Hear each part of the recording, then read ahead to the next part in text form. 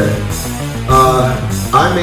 So the way we did that part was we put on a metronome. Here, maybe I'll demonstrate.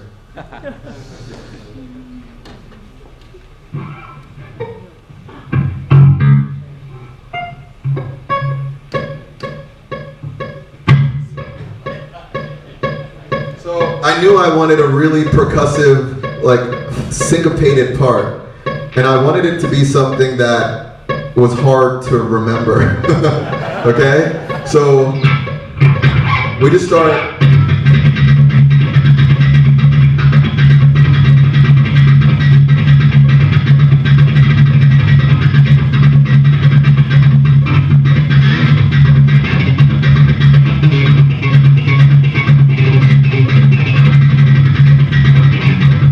You know, I just started doing that, and we recorded it, my improvisation, and then we were like, oh, take that chunk, and then take that chunk, and take that chunk, and we stitched it together to make a phrase, and then I had to learn it and play it. So that's an unconventional thing, but the musical result ends up cool, so definitely experiment sometimes. So I guess you could say I wrote the riff, but Misha was there helping me be like, oh no, dude, yeah, take that part, or like try that again, or like whatever, you know? So the collaborative process is pretty free. Like sometimes I have 80% of the composition, and Misha might write the synths you hear in the background, or he'll write a melody over the chords that I already have. Or sometimes he'll come up with an entirely different part, like a transition. We might have a part of the song where we need a new part, and he'll contribute. So it's really hard to say. Every song it differs, but that's kind of like similar to I think how every band writes, unless, you know, it's kind of the point of having band members. You need more than just your own musical ideas to complete something. At least I feel like my music is better when I work with like-minded individuals. So that's kind of a little insight into how we collaborate. Now you know who wrote that riff. I'll do another question. Take music seriously. Yeah.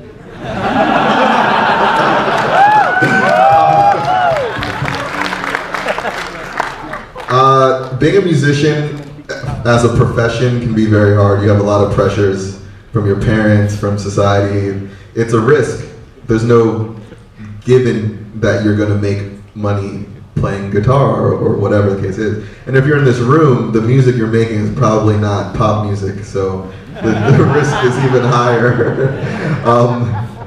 So I think the motivation just comes from your passion for making music, and I think it's why you do it. And even with all the difficulties, you're still driven to make your music because it's important, you know.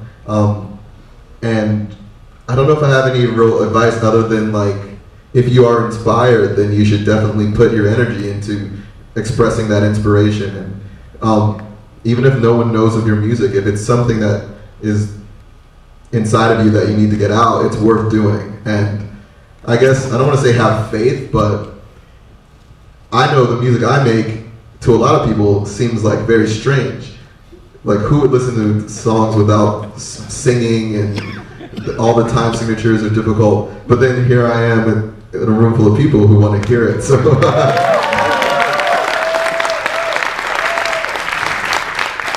yeah. So don't get discouraged by people who might not understand your music, you know? Just put it on the internet and the people who like it will find it.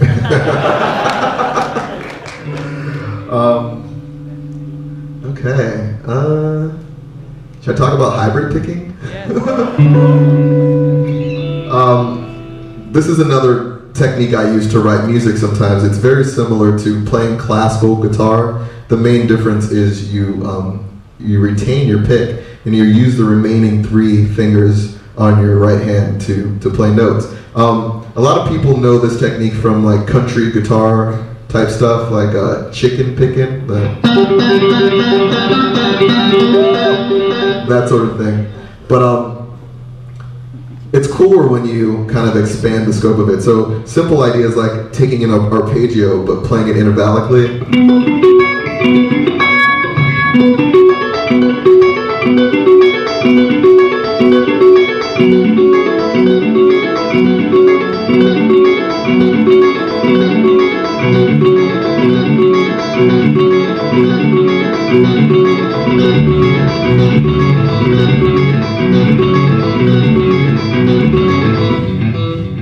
So that's kind of one of the first ideas I used hybrid picking for, and it makes it very easy to target notes that are far away from each other because you can use your fingers.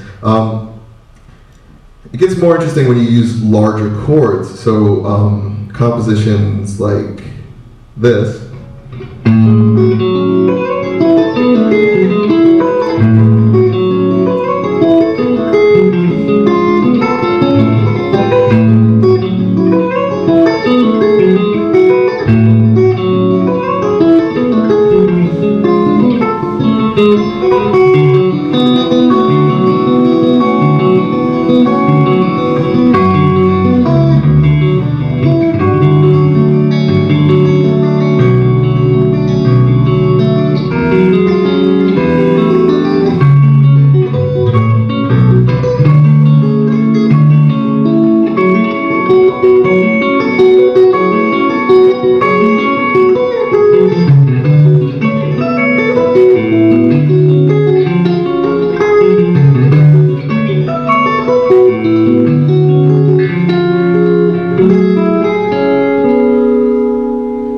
So that's another example where I was working on a technique, but a composition came out of it because I'm spending hours trying to develop this technique, and I'm doing it musically. So I'm forcing myself to apply it to chord progressions. And it's another example of how the technique can create a unique musical result, because that sound, you know, like counterpoint and voice leading,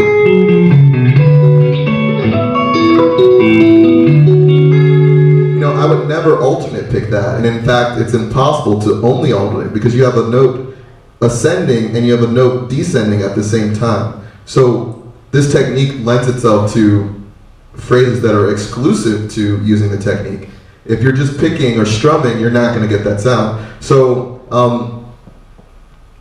it's kind of another example where practicing musically and using techniques as a source of songwriting inspiration can yield interesting compositions because of the technique that you're using.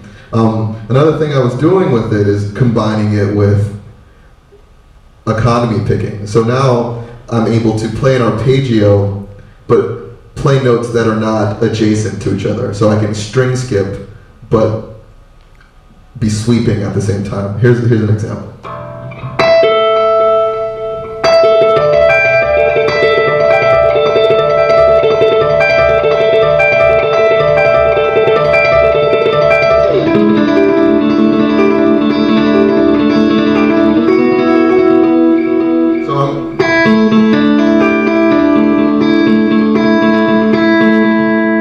I'm actually using my middle finger while I'm doing that arpeggio.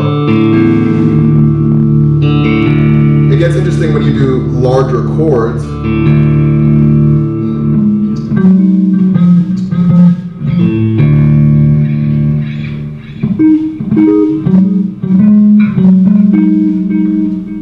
I forget this chord.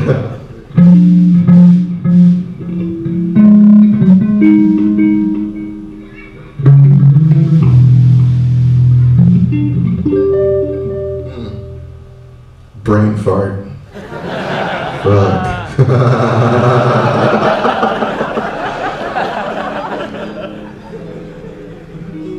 Here we go. It's a very strange chord. So I can create an arpeggio.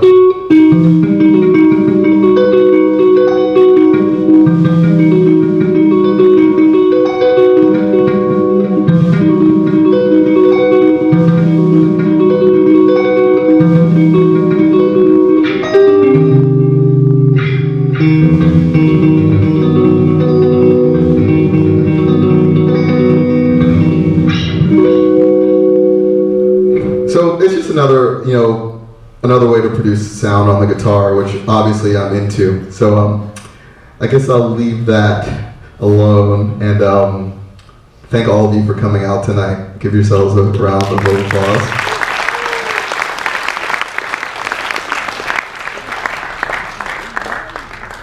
I'm going to play my last song, and then I think we'll do a signing meet and greet sort of thing if you want to shake my hand or something.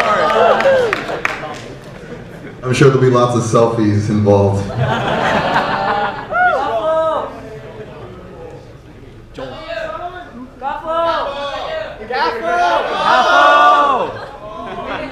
Physical.